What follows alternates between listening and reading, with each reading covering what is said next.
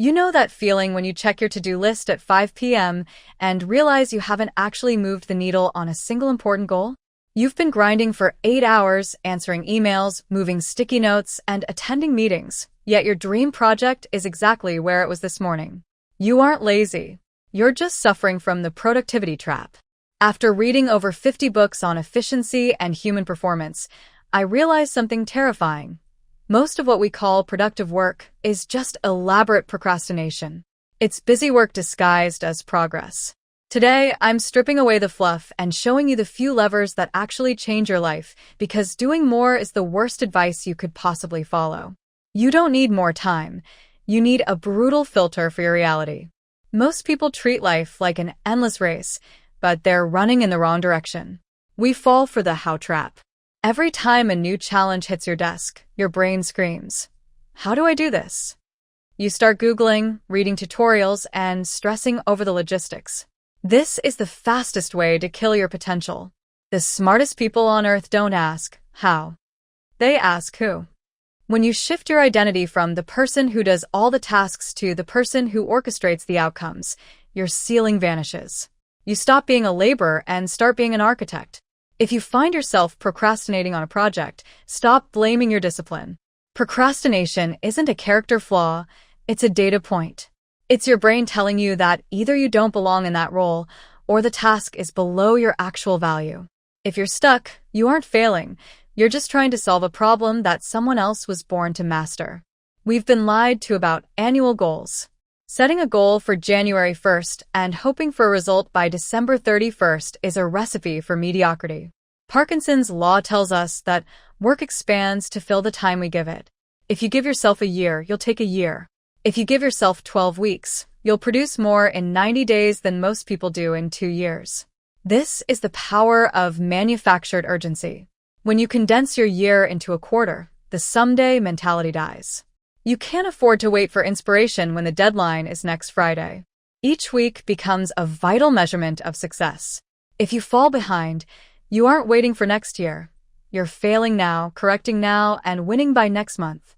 It's time to stop living in annual cycles and start living in high-pressure sprints. Your time is a finite resource, but most of us spend it like we're millionaires with extra hours to burn. We say yes to coffee meetings, yes to minor requests, and yes to good opportunities that aren't great.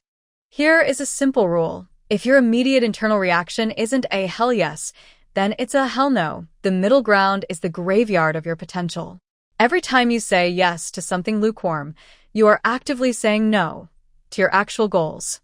Most of life is about subtraction. You think you need to add more habits, more software, and more tactics to your routine. In reality, you just need to delete the noise. When you clear your calendar of anything that doesn't excite your soul, you suddenly have the space to move mountains. Stop being nice. Start being intentional. Everyone talks about time management, but time is dead.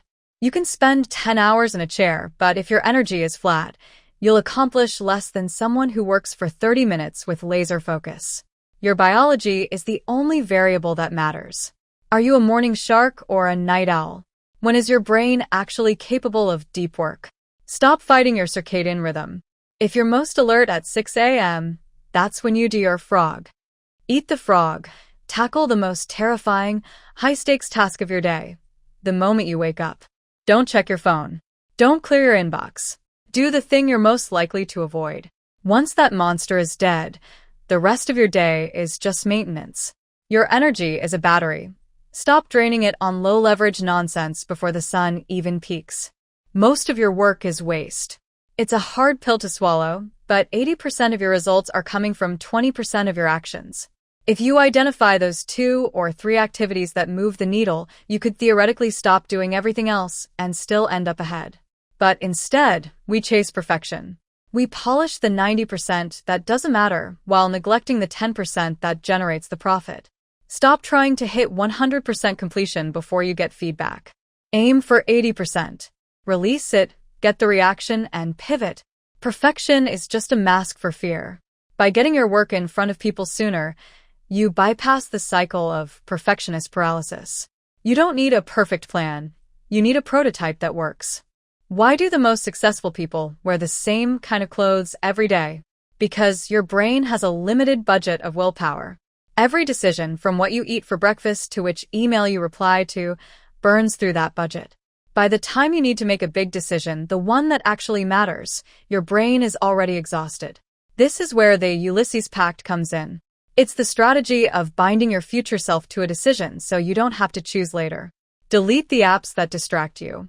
Automate your savings. Prep your environment so that the right choice is the only choice. If you have to rely on your discipline in the moment, you've already lost. Set up your life so your future self doesn't have to think, they just have to execute. So, here is the secret that 50 books, hundreds of articles, and thousands of hours of study have taught me. Productivity is not about doing more. It is about being protective of your attention. You live in an economy that wants to steal your focus for pennies on the dollar. Every notification, every request, every urgent email is an attempt to pull you away from your mission. The most productive people I know aren't the ones with the most advanced calendars or the coolest apps. They are the ones who know how to say no, how to protect their mornings, and how to focus on the one thing that actually changes their trajectory. If you stop playing the game of how to be faster and start playing the game of what actually matters, your life will shift overnight. Now, pick one thing from what we discussed today and put it into practice before you close this video. Your future self is waiting.